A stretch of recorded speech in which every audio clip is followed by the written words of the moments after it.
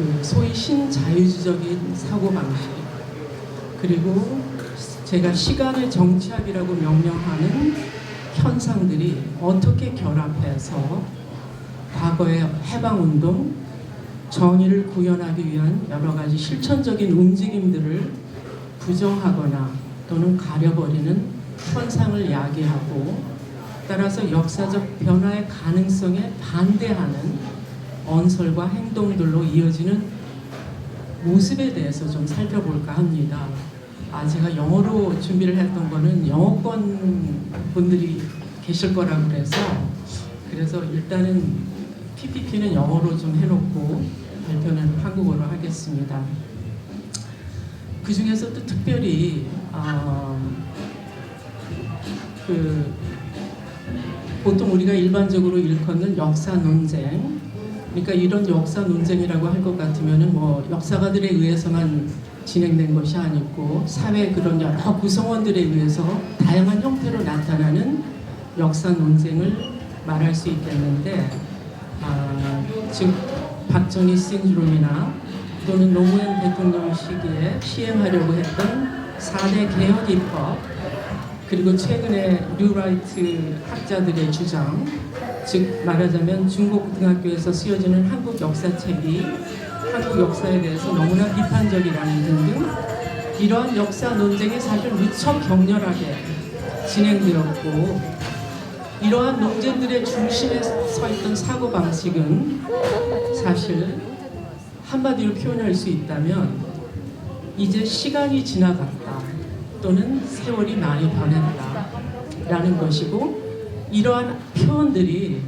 어떤 의미를 내포하고 있는지를 좀 살펴보려고 합니다.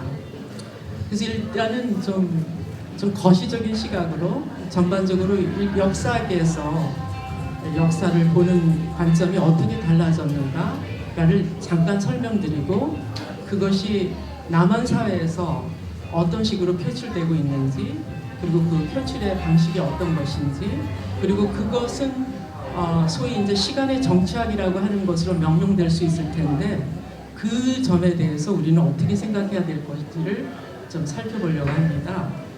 그래서 일단 1960년대 이후부터 전반적으로 학계에서는, 특히 역사학에서는 역사를 보는 관점이 많이 달라졌다고 볼 수 있는데, 보통 우리가 일반적으로 쉽게 얘기할 때 과거는 미래를 위한 안내자 역할을 하고, 과거는 현재 사회가 직면한 복잡한 문제들을 헤쳐나가 줄 것이라는 그런 믿음들이 우리들에게 있습니다. 그리고 그런 믿음들이 없다면 사실 우리의 삶이 굉장히 피폐해질 수밖에 없는 것이겠죠. 그러나 이러한 믿음이 1960년대부터 특별히 선진 산업 사회를 중심으로 흔들리기 시작했고, 이거는 학계뿐만 아니라 사회 전반적으로도 많은 사람들은 역사가 우리들의 삶에 교훈을 주고 미래를 열어나가기 위한 시각을 제공할 것이라는 생각에 의심을 품고 있다는 것입니다. 역사학이 이러한 도전에 대해서 어떻게 대응했냐, 두 가지 방식이 있을 수 있는데, 한 가지는 과거에 대한 해석이 오늘날 우리가 직면한 문제에 대해 가르침을 줄 수 있다는 믿음을 고수하는 것이고, 두 번째 대응 방식은 그동안 역사학의 근간을 이루었던 진보의 서사를, 말하자면 역사는 발전한다는 것이 진보의 서사죠. 여기서 제가 말씀드리는 진보라는 것은 여기 내여사에 계시는 분들이 얘기하는 진보라는 것은 것과 약간 좀 뜻이 다릅니다. 그러한 진보의 서사를 비판적으로 재평가하는 것입니다. 즉 근대의 진보 과정에서 역사적 단절이 나타났던 사례에 주의를 기울이고, 이 각각의 사례를 진보의 이념의 곁을 거슬러서 검토한다는 것인데, 이미 학자들이 지적했다시피 이러한 비판적 분석이 굉장히 모호한 결과를 낳았다고 보고 있습니다. 즉 현대 사회가 겪고 있는 문제들을 오래전 과거의 모습과 교섭하면서 풀려고 하는 방식, 즉 현 시대가 겪고 있는 문제들을 더 많은, 오늘날 우리 사회가 더 많은 갈등이나 딜레마와 씨름하면 씨름할수록 정작 우리들의 삶 자체는 별다른 의미를 제시하지 못하는 것으로 느껴지고, 반대로 과거는 마치 어떠한 대안을 제공하는 것처럼 매력적으로 다가온다는 것입니다.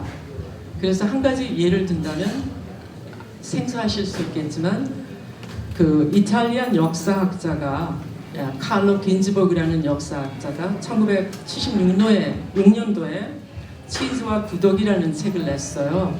이게 2001년도에 한국에서도 번역이 됐는데, 이 책에서 저자는 1960년대 유럽의 6.8 혁명이 실패로 돌아간 것에 대한 자신의 실망을 16세기에 살았던 배우지 못한 농민이었지만 독창적 사상가였던 방앗간 주인 메노키오에게 투사합니다. 긴즈버그는 메노키오의 급진적이면서도 유물론적인 세계관을 16세기 민중문화의 표본으로 삼았고, 여기서 저자가 꿈꾸었던 미래, 즉 6.8 혁명의 실패로 인해 좌절되었던 바로 그 미래는 과거 한 농민의 급진적 세계관으로 재탄생합니다. 역사학에서든 현 정치에서든 현재를 위해 과거를 탐색하는 사례는 무수히 많습니다. 프랑스의 경우에는 미테랑 정부 시기부터 이른바 민족 정체성의 위기 혹은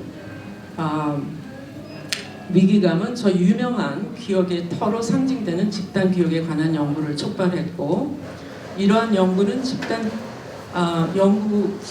기억에 대해서 프랑스는 분열된 사회를 하나로 다시 만들겠다는 시도로서, 또한 이러한 학계의 시도는 스탈린 시대의 참상에 대한 어떻게 얘기하면 보수적인 대응이고, 또 한편으로는 정치로부터의 후퇴였던 것이었습니다. 또 하나 예로 들 것 같으면 서독에서 일상사라는 새로운 역사 방법론이 등장했을 때 많은 학자들 중에 일부는 나치즘을 연구하면서 조국 또는 고향의 재발견이 주는 안도감에 빠져들고 했습니다. 최근에 우리가 잘 알고 있는 사례는 이미 여러분이 알고 계시는 것처럼 미국을 다시 위대하게와 같은 구호로 대변되는 백인 민족주의 운동의 경우를 들 수 있겠습니다. 오늘날 많은 수의 미국인들의 삶이 피폐해지고 경제적으로 어려울 때 그들은 지난달에 대한 극심한 동경을 드러내며 그들의 실제 현실보다 더욱 아름답고 매력적인 대안을 찾아 과거를 헤맵니다. 박정희 신드롬으로 상징되는 이른바 박정희의 기한 역시 1990년대의 불확실성과 불안을 달래기 위한 대중적 필요성과 관련이 있습니다. 그리고 또한 90년대 유명했던 또는 베스트셀러 저작들은 현실과는 상반되는 이미지를 찾아 신화적인 과거로 돌아갑니다. 유교적 성역할에 충실했던 18세기 양반 가문의 여성을 그린 이문열의 선택이 하나의 예라면, 박정희를 탐욕스러운 강대국들에 맞서 조국의 미래를 지키기 위해 은밀하게 핵무기를 개발하려고 노력했던 열정적 민족주의자로 재탄생시킨 김진명의 무궁화 꽃이 피었습니다가 또 다른 사례입니다. 한국사를 소설 형식으로 각색한 이러한 작품들에서 대안적 과거가 아름다울수록 이에 따라 실제 현실은 더욱 적대적이며 소원한 것으로 느껴집니다. 여러분이 익히 아시는 것처럼 1945년도 이후의 한국사는 두 얼굴을 가지고 있습니다. 한편에 극심한 파괴와 전쟁의 폭력, 그리고 만연한 빈곤이 있었다면 다른 한편에서는 민주주의 달성과 경제 성장이라는 경이로운 성공이 있었습니다. 엄핏 공존하기 힘든 이 두 궤적이 한 세대 안에 공존한다는 사실은 역사가들에게 어려운 도전을 제기하고, 뿐만 아니라 지속되는 냉전의 구조와 남한의 압도적인 승리, 북한의 패배라는 소위 승리의 서사가 이 도전을 더욱 힘들게 하고 있습니다. 즉, 압축적 근대화는 어떤 의미를 지니는가, 식민지 시기는 근대화에서 어떤 역할을 담당했는가, 그 시기를 한국 자본주의 발전의 기원으로 볼 수 있는가, 우리는 냉전의 종식을 하나의 정치적 경로, 즉 자본주의, 자유민주주의, 그러니까 하나의 정치적 경로가 다른 모든 경로들에 대하여 거둔 종국적인 승리로 보아야 할 것인가. 해방 이후 거의 80년이 다가오는 이 시점에서 어떻게 보면 권위주의 정권하에 고속 경제성장과 그로 인해 발전 단계의 모순에 시들렸던 시기에 탄생했던 한국의 현대사를 해석하는 틀이 우리에게 더 이상 만족스럽지 못하고 심지어는 근본적으로 변화한 오늘날 우리 사회에 그 어떤 지침도 주지 못할 것처럼 느껴집니다. 그래서 여기서 이제 뉴 라이트 역사학이 나오는데, 그래서 어떤 면으로 보자면 뉴 라이트의 역사학은 한국 사회가 복잡한 위기에 대한 대응책으로 미래를 열어나게 하기 위해 역사는 무슨 역할을 할 수 있는가라는 질문을 둘러싼 오늘날의 불황식성에 대한 대답을 제시하는 것처럼 보입니다. 그러나 한편 뉴 라이트의 과거 예찬적인 역사 서술은 사실 굉장한 위기감에서 탄생한 그들의 세기관을 은폐한 것이기도 합니다. 이 위기감이라는 것은 사실 여러 형태로 신문기사나 이런 데서 찾아볼 수 있는데요. 즉 현대사회가 가혹한 무한경제의 시대로 돌입했다고 강조하고 그 시대는 한국의 양자택일을 강요한다고 하면서 한국이 무한경쟁의 시스템에 적극적으로 참여할 것인가 아니면 경쟁에 낙오된 패배자 무리에 낄 것인가. 따라서 뉴 라이트 학자들은 당시 한국 사회가 직면했던 극한 대립의 원인을 올바른 국가사의 부재에서 찾았고, 올바른 국가사란 모든 시민들이 동의할 수 있는 역사요, 나이든 세대가 후 세대들에게 자랑스럽게 넘겨줄 수 있는 그런 역사를 의미한 것입니다. 그러나 이미 여러분들이 이미 잘 알고 있다시피 새로운 미래를 상상하고 또 만들어 나가는 과정에서 오늘날과는 상반되는 과거의 대안적 이미지가 반드시 우리에게 적절한 시각을 제공하는 것은 아닙니다. 이미 가버린 날들에서 대안적 이미지를 발굴해 제시하는 일은 대개 윤색되고 이상화된 과거로 도피하는 것으로 이어지고, 이는 다시 현재를 부정적으로 보는 경향을 강화합니다. 뉴 라이트 역사학은 한국 사회에 대해 긍정적인 인식을 강조합니다. 그것을 통해 대한민국의 국민으로서 확고한 정체성을 가지게 된다는 것입니다. 이들은 오직 긍정적인 역사 이미지만 우리에게 올바른 역사적 교훈을 줄 것이라고 주장하고, 젊은 세대가 도대체 얼마 동안이나 붉은 낙인을 찍혀야 하는가며 한탄합니다. 이러한 특징은 역사적 지식이 자아와 국가의 정체성을 고양하기 위해 필수적이라는 관념을 반영합니다. 이러한 생각이 표현된 것이 바로 자학적 역사관입니다. 저는 문화적, 민족적 국민 정체성을 형성하는 작업에 역사가 중요하다는 뉴 라이트의 역사관은 그 자체로는 문제가 없다고 생각합니다. 다만 이러한 관점은 시간의 정치학과 깊은 관련을 맺고 있습니다.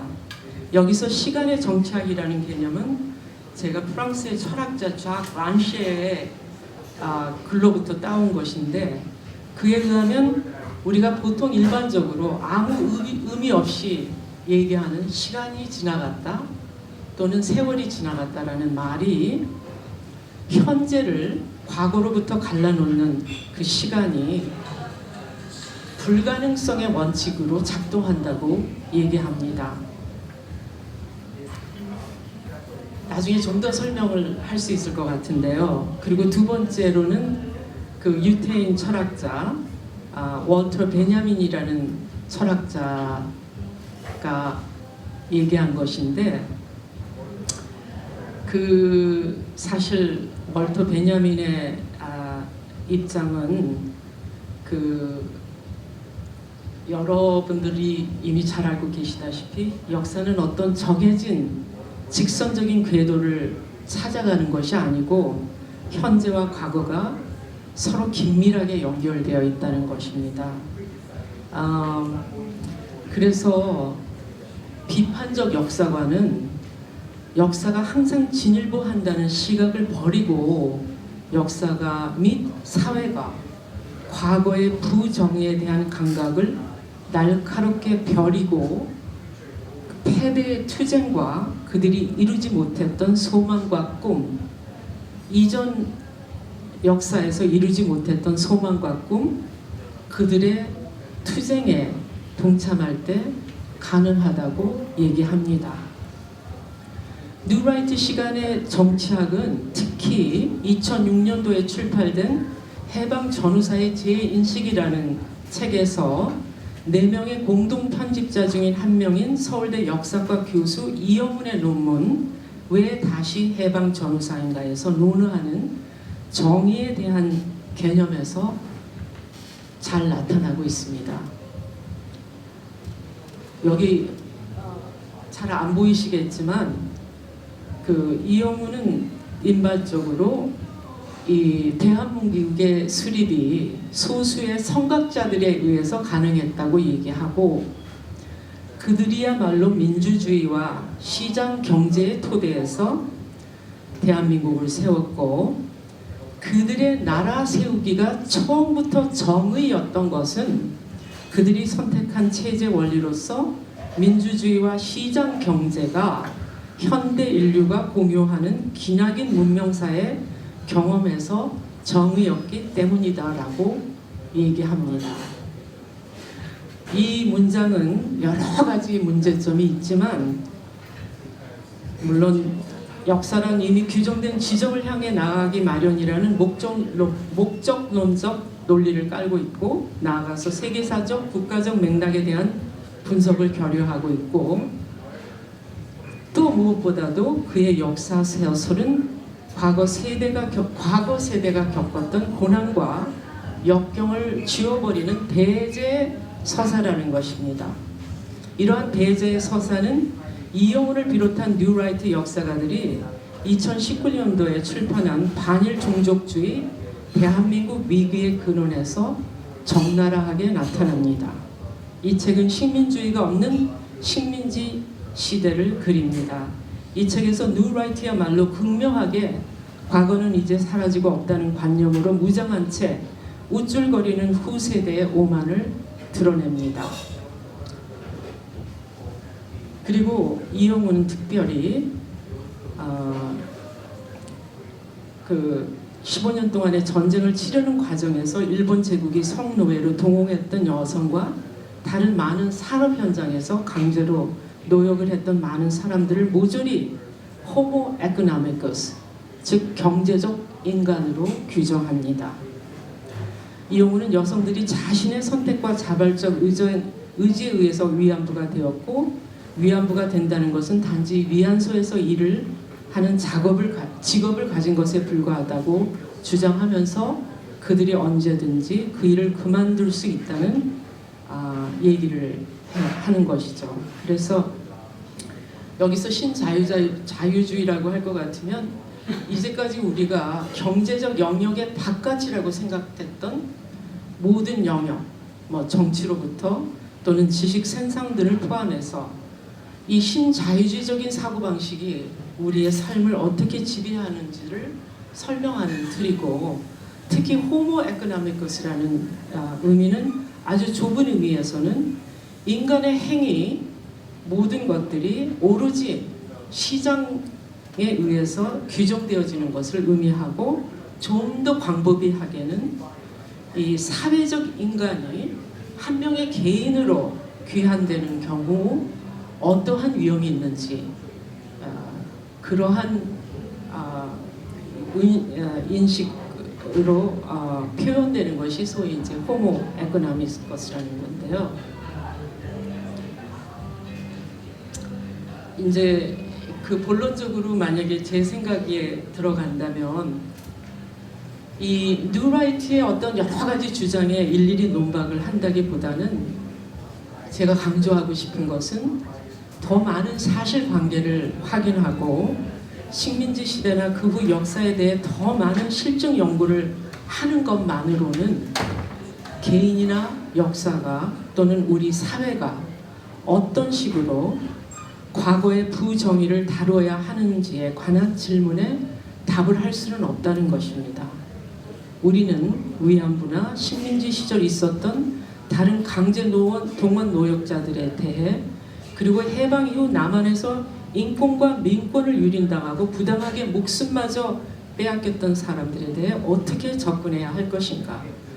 더 많은 사실을 발굴하는 작업은 물론 중요하고 가장 기본이 되는 작업이고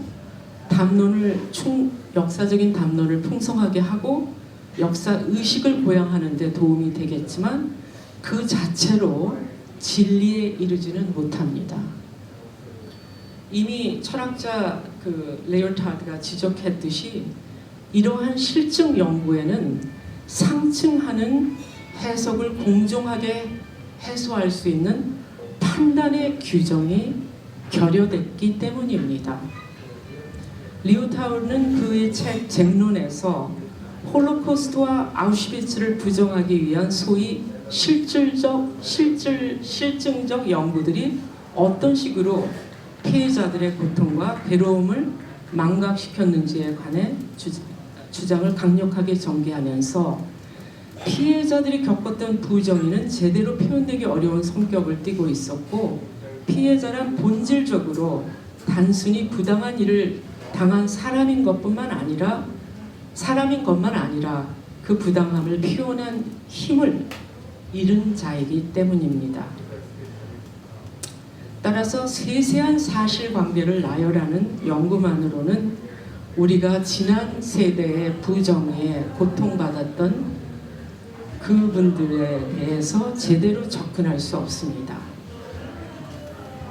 뉴라이트 역사가들의 경우처럼 개개인의 고통과 부정의에 대해 외면한 채 오로지 경제적 인간의 측면만을 배타적으로 강조한다면 역사란 점점 더 많은 사실들이 누적됨에 따라 자꾸 길어지기만 할 뿐 구원의 가능성을 상실하게 됩니다. 어떻게 하면 우리는 과거에만 머물러 있지 않은 과거와 관계를 맺을 수 있을까? 어떻게 하면 그 과정에서 무력감과 소심증으로 빠져들지 않고 우리 사회가 가능성과 희망의 지평선을 향해 나아갈 수 있을 것인가? 어떻게 하면 해방을 약속하는 우리 공동의 현재와 미래를 구상할 수 있을까? 우리는 과거와 새로운 방식으로 관계를 맺어야 하고 과거 세태의 고통은 피해자뿐만 아니라 그들의 가족과 친구, 이웃에게도 영향을 주고 나아가서 사회 전체의 괴로움으로 이어진다는 그 점을 살펴봐야 될 것입니다. 제가 좀 무리를 하는 것 같은데 그럼에도 불구하고 다시 한번 그 철학자 베냐민으로 돌아가 보도록 하겠습니다. 그 베냐민은 사실 빅토르 소르지그의 표현처럼 세기의 심야, 그분이 세기의 심야라고 표현했던 참혹한 시대, 즉 역사란 곧 진보한다는 관념 자체가 잔혹한 환상이 없음이 드러났던 40년대에 이분은 결국 자살을 하죠. 1940년도에 스페인 국경에서. 그래서 그분의 책이 42년도에 발간됩니다. 이러한 관점에서 볼 때 과거는 그 베냐민이 처했던 관점에서 볼 때 승리의 점진적 누적이 아니라 끝없이 반복되는 파국적 패배의 연쇄였습니다. 베냐민은 널리 알려진 그의 역사의 천사에 대한 이미지를 통해 그 시대 40년대가 맞닥뜨렸던 그 위기감을 표현했습니다. 역사의 천사는 이거는 사실 그 파울 킬리의 그 작품이죠. 이 벤자민의 문장은 이렇게 시작됩니다. 역사의 천사는 죽음을 직감한 채 그대로 머물러 지금까지 파괴된 모든 것을 다시 재건하려고 한다. 그러나 천국으로부터 태풍이 몰아닥쳐 난폭한 바람이 그를 휩쌌다. 나부끼는 날개를 접을 수 없었다. 그는 등을 돌려 미래를 외면하고자 했으나 태풍은 무소부리의 힘으로 그를 미래로 몰아갔다. 부서진 파편들이 그 눈앞에 산처럼 쌓여서 우리는 저 태풍을 진보라고 부른다. 그래서 제가 너무 좀 분위기가 어수선해서 얘기를 길게 하는 것보다 좀 많이 줄여가지고 짧게 짜려고 하고 하니까 이렇게 잘 맥이 안 맞는 것 같은데, 단순히 그러니까 우리가 이제 보통 일반적으로 가지고 있는 생각, 그러니까 우리가 역사를 기억해서 오늘날의 교훈으로 삼아야 된다. 물론 중요한 얘기이기도 하지만 이러한 얘기를 넘어서서 우리가 얘기해야 되는 거, 그리고 여러분들이 이미 하고 있는 이야기는 우리가 이렇게 중립적 입장으로 역사를 보는 게 아니라 발전의 수레바퀴 아래 깔린 자들과 연대함으로써, 그러니까 보통 우리가 발전은 성취로 간주되어 왔고 의기양양한 국가주의적 서사는 바로 이러한 생각에서 탄생을 한 거죠. 그래서 과거란 단순히 실제 일어났던 일만이 아니라 그 과거에 있었던 일원들이, 구성원들이 열망하고 계획하였으나 끝내 실현되지 못했던 일까지 포함하는 것이라고 합니다. 즉 역사의 수면 아래 있는 상실과 후회, 열정, 질투, 거기에 또 구원의 희망이 숨어 있다고 얘기합니다. 그래서 이미 실패한 역사조차 현재 인식과 이해를 통해 새로운 연결을 만들어낼 수 있다면 그것은 미래, 즉 지금 기준으로 현재가 그것을 구원할 가능성이 생기게 된다는 것입니다. 역사적 구원이란 과거의 세대가 현재의 세대에게 부감한 과업이요 도덕적 요구라고 얘기합니다. 그래서 이렇게 현재가 과거에 대한 도덕적 책무를 이행하는 일이 우리 사회가 진정한 해방을 얻기 위해 필수적이라는 베냐민의 주장은 사실 요즘 역사적 부정의에 대한 보상과 속죄를 요구하는 최근 논의에 굉장히 중요한 의미를 지니고 있습니다. 그래서 또한 일부 역사가들은 과거 부정의의 피해자들을 위해 사후적으로 정의를 추구하는 일이 결코 부정적 결과로 이어지지 않을 것이라고 설득합니다. 과거 악행의 피해자들에게 보상을 하거나 혹은 어떤 나라가 그들의 죄악을 인정하는 식의 사후적 조치들은 미래지향적인 정치나 혹은 미래에 대한 유토피아적이고 해방적인 비전을 그리는 작업에 전혀 악영향을 미치지 않는다는 것입니다. 과거를 부정적으로만 바라보고 부정하는 것을 모두 과거를 부정적으로 바라보고 부정적인 것을 모두 시대착오적인 것으로 보는 태도를 가리켜서 시대적 이분법이라고 불렀고, 이러한 시대적 이분법은 우리가 서로 다른 시간대에 걸친 부정의와 책임을 이해하는 것을 방해합니다. 그러니까 오늘날의 지배적인 이데올로기에 맞지 않는, 그리고 성공적이지 않은 모든 정치적, 역사적 대안들은 모조리 과거에 속한 것으로 간주하는 태도, 시대착오적인 태도로 치부되죠. 여러분들이 아마 알고 계시는 프란시스 푸쿠야마의 역사적 종말에 대한 주장이 바로 그것입니다. 그는 자유민주주의의 승리로 대변되는 오늘날의 상황이 역사 그 자체의 종말이라고 주장하는데, 자유민주주의 대안이 될 만한 정치적 형태가 모두 실패로 돌아갔다는 것입니다.